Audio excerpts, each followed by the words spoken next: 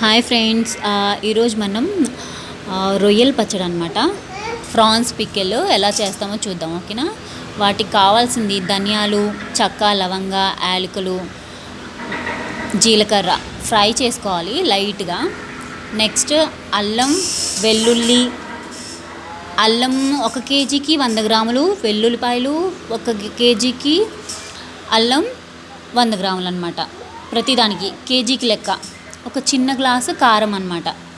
Next half glass ఉప్పు కలుపుకోవచ్చు. అంటే ఒక్కొక్కళ్ళు ఎక్కువ ఉప్పు వేసుకుంటారు, ఒక్కొక్కళ్ళు తక్కువ ఉప్పు వేసుకుంటారు.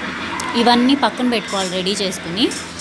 మనం కడిగి బాగా ఇచ్చేసి చేసుకున్న రొయ్యలు ఉంటాయి కదా, అవి నూనెలో బాగా ఫ్రై చేసుకోవాలి. ఇలా ఫ్రై చేసుకుని ఇదిగోండి అల్లం వెల్లుల్లి పేస్ట్ని అదే ఆయిల్లో, అంటే ప్రాన్స్ ఫ్రై చేసిన ఆయిల్లో ఇలా బాగా అల్లం వెల్లుల్లి పేస్ట్ని బాగా ఫ్రై చేసుకోవాలి.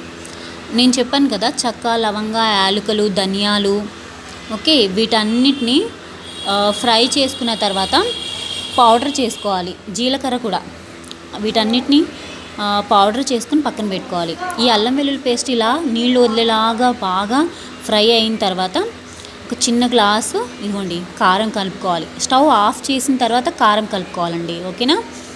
ఇలా కారం కలుపుకున్న తర్వాత మనకు ఎంత కావాలో ఉప్పు అనమాట, తగినంత ఉప్పు కూడా యాడ్ చేసుకోవాలి. ఇది 3 కేజీస్ అండి ప్రాన్స్ది పికెల్, ఓకే. తగినంత సాల్ట్ మనం యాడ్ చేసుకోవాలి, ఓకే. కొంచెం ఆవాల పొడి కూడా, ఇదిగోండి చెక్క, లవంగ, యాలకులు, ధనియాల పౌడర్ అది. నెక్స్ట్ ఇది వచ్చి లాస్ట్లో వచ్చేది జీలకర్ర పొడి అనమాట, కొంచెం లైట్గా, ఓకే. ఇవి ఫ్రై చేసిన ప్రాన్స్ అనమాట, ఓకే.